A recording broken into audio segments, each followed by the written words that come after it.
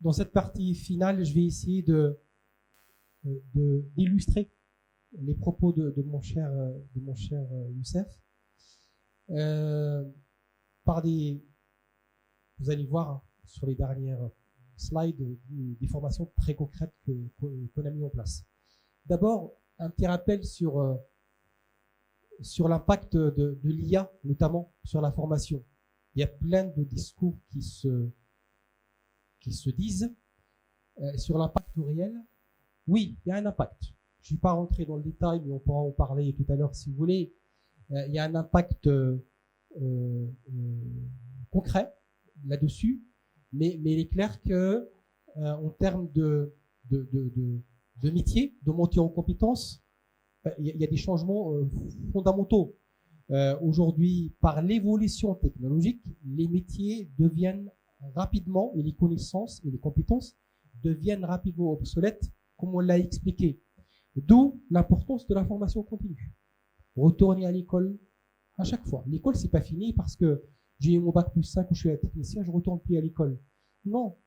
L'évolution actuelle, notamment technologique, nous oblige à retourner à l'école pour acquérir et monter aux nouvelles compétences. Je ne vais pas rentrer dans les chiffres, mais l'idée globale, c'est vraiment celle-ci. Il y a un point très important auquel j'accorde, en tout cas moi, beaucoup d'importance, c'est que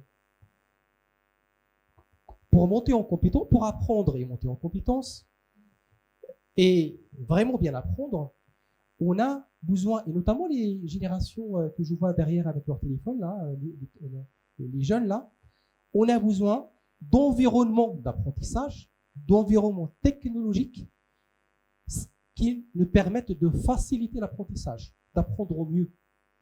Une tablette, ok, mais dans un milieu de formation, un milieu scolaire, il y a aussi d'autres outils techno qu'on doit mettre à disposition pour que les jeunes, notamment, même les moins jeunes maintenant, puissent avoir de l'appétence pour aller apprendre. On apprend autrement. Parfois, je dis que lorsque un jeune est sur les réseaux sociaux, Facebook ou autres, avec ses amis, c'est pas forcément une perte de temps, hein, c'est du travail collaboratif quelque part. Donc, les moyens techno d'aujourd'hui, on en a besoin pour développer la compétence et surtout attirer les jeunes, leur donner de l'appétence pour apprendre. Dans notre école, par exemple, c'est vrai que j'ai pas beaucoup parlé de l'école dans laquelle je travaille, mais c'est une école qui a 70 ans d'existence et qui a toujours fourni par de l'alternance niveau ingénieur, mais également au master spécialisé sur des formations post-ingénieurs. Là-dessus, on est allé jusqu'à développer des salles dédiées à l'enseignement du BIM. L'enseignement du BIM, il est spécifique, chers collègues. C'est pas juste un laptop, un ordi, et puis non, il y a quand même des moyens de projection, de voir le rendu, de critiquer, de l'échanger avec d'autres, etc. On a développé des salles avec un cahier des charges. J'ai fait travailler quelqu'un de mon équipe là-dessus, un vrai cahier des charges, pour avoir des salles dédiées à l'enseignement du BIM. On est même allé, c'est la frontière du milieu là, à travailler sur des tables qu'on a brevetées qui permettent de faciliter sur le plan acoustique le travail d'équipe. On est allé un peu loin, mais il le faut. Voilà, tout ça pour vous expliquer que, évidemment, l'environnement d'apprentissage est très important pour compléter les propos du Youssef tout à l'heure. Des exemples maintenant concrets. Qu'est-ce qu'on a? Parce que jusque-là, je vous ai parlé de plein d'innovations, certes, mais aujourd'hui, concrètement, en Europe, dans l'Occident, de manière globale, qu'est-ce qu'on a en formation? D'abord, il y a des formations sur le BIM. Il y en a de plus en plus. Moi, la première formation que j'ai montée en BIM, c'est un master qui forme des managers de projets BIM. C'est un master qui existe encore, hein, c'est un master spécialisé, dans lequel on accueille des bac plus 5, des architectes, pour les former sur une année en alternance, pour devenir des managers de projets BIM. Donc, la réflexion sur les métiers liés au BIM, on a commencé à travailler là-dessus en 2012-2013. On est arrivé notamment à identifier et mettre en exergue les 3 métiers emblématiques du BIM, modélisateur BIM, coordonnateur BIM et manager BIM. Et puis, quelles sont les missions de chacun et comment ils interviennent dans le cycle de vie du bâtiment avec les chefs de chantier actuels, avec les conducteurs de travaux actuels, avec les architectes et la maîtrise d'œuvre de conception, d'exécution actuelle, comment ils interagissent avec eux. Il y a une grande réflexion là-dessus, évidemment sur laquelle on pourra échanger avec grand plaisir, parce que le BIM, c'est pas, encore une fois, juste un logiciel pour faire une maquette BIM. C'est aussi des managers, des coordinateurs, des modélisateurs qui arrivent à mettre sur pied le BIM en entreprise, mais également sur les opérations de construction. Là aussi, il y a un gros travail qu'on a fait pour aider les entreprises à implanter le BIM chez eux. Ça passe évidemment par l'implantation du BIM dans les projets, mais également au sein de la gouvernance de l'entreprise, au sein du système d'information de l'entreprise. Comment j'injecte les outils BIM à l'intérieur? C'est toute une réflexion à avoir là-dessus. Donc ça nous a amené à faire un gros travail qui a permis derrière au ministère de dire voilà, un cahier des charges qu'on impose en termes de missions des uns et des autres, et à partir de des missions des uns et des autres, on décline les formations pour arriver à ces compétences-là. Là, je vous ai parlé, les formations que vous voyez sur la fiche jaune, là, c'est des formations que j'ai humblement mis en place. Le master spécialisé BIM, il existe aujourd'hui, il y a une centaine de managers BIM par an.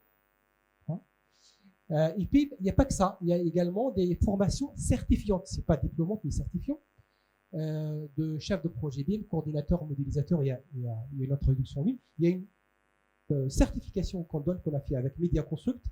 Le garçon que vous voyez là, c'est un Tunisien, d'ailleurs ça se voit pas, mais il est d'origine tunisienne, qui a été formé en tant que manager BIM, une quinzaine de jours de formation, avec tout un process de certification. Et à la fin, il a eu sa certification. Ce que j'ai oublié de vous dire aussi, peut-être avant même d'arriver au BIM, sur le management de projet tout court. Il y a quelque chose que je trouvais très intéressant quand on forme au management de projet, notamment les cadres, c'est aussi d'aller jusqu'à une certification PMI. PMI, c'est un institut américain, Project Management Institute, qui permet de certifier au management de projet des salariés. Une formation de entre 10 et 20 jours. Vous allez former selon le PMBOK, qui est un référentiel de management de projet américain, international. Et après, il y a une évaluation. Si vous avez réussi l'évaluation, vous allez être manager de projet, PMP, PMI, etc., etc. Donc, ça c'est quelque chose qu'on peut injecter, si je puis dire, facilement dans les formations de management de projet classiques. Les managements de projet BIM dont je vous parle là, elles sont inspirées du PMBOK, du PMI.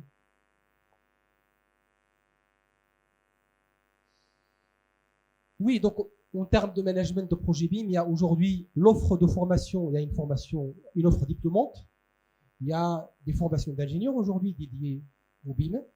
Moi qui ai fait l'École nationale des ponts et chaussées, aujourd'hui à l'École des ponts, il y a une option de 200 heures, 250 heures, en 5e année de l'École des ponts, qui est dédiée au BIM.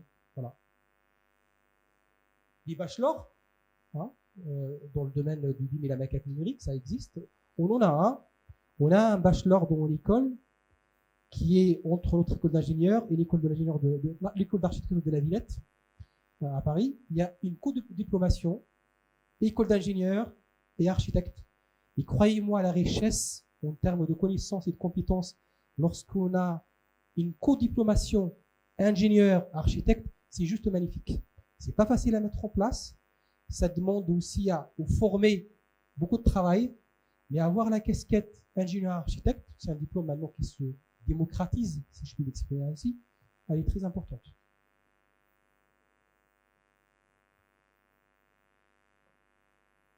Tout à l'heure, je vous parlais de la construction industrialisée. Il n'y a pas tant que ça de formation, pour être honnête. Il y en a quelques-unes, néanmoins. Il y a pas mal de formations dans le domaine du Lean.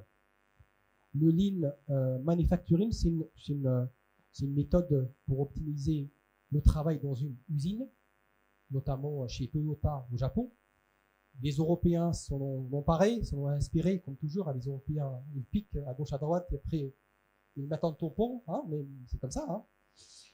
En tout cas, le Lean Manufacturing, maintenant, on utilise du Lean Construction.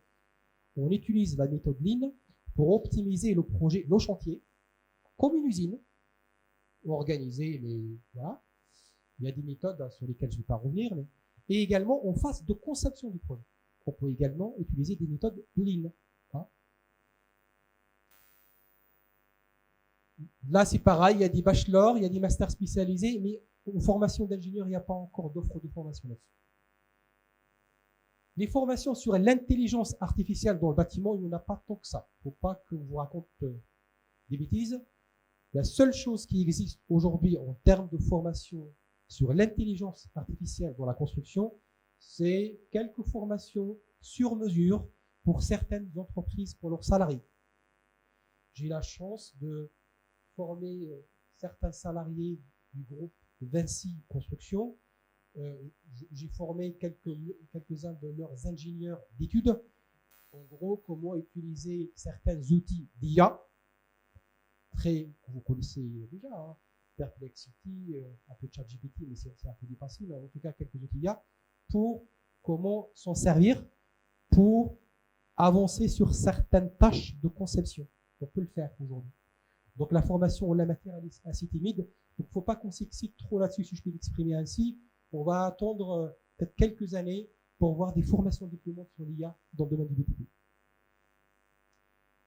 La dernière slide, et celle-là, elle me semble un peu importante de l'aborder, c'est que aujourd'hui, le nerf de la guerre, c'est bien sûr la partie économique, l'argent, et que quand je pense beaucoup à cette belle école-là, et quand je regarde un peu ce qui se fait ailleurs avec certains pays africains, avec l'Europe, je pense notamment à la Tunisie, à la Côte d'Ivoire, la Tunisie, j'ai la chance de travailler avec l'ENO, l'école d'architecture de Sidi Bou Saïd. Pourquoi? Parce que ils avaient candidaté à un appel à projet sur un appel à projet Europe Méditerranée, parce que c'est un projet européen, pour financer les frais pédagogiques de montage de formation entre un partenaire européen et un partenaire africain. Là, en l'occurrence, c'était avec l'INO, avec l'école d'architecture, donc tunisienne, avec une école d'ingénieurs à Milan, en Italie. Il y a eu une réponse à un appel à projet qui a été gagné et qui a permis de financer une partie du temps qui nous a été nécessaire pour monter cette co-diplomation-là, mais ça a également financé certains déplacements d'enseignants italiens en Tunisie et de certaines formateurs et formatrices tunisiennes de l'INO en Italie. Il ne faut pas oublier ces cofinancements. Hein. Ils sont européens, voire internationaux. Ce n'est pas un pays qui finance. Évidemment, il y a un intérêt mutuel. Hein. Chacun met quelque chose dans le panier, mais c'est important, je pense, d'y penser à ces projets-là. Pour aussi la mobilité de formateurs de cette école, de cette belle école vers l'Europe, ça peut être vers le Danemark ou ailleurs, ou bien des Danois vers l'Algérie. Ça peut aussi être quelque chose à garder quelque part en tête. C'est ce que je voulais vous exprimer. Merci beaucoup de votre attention. Voilà. Donc la parole est à ceux qui veulent bien l'apprendre.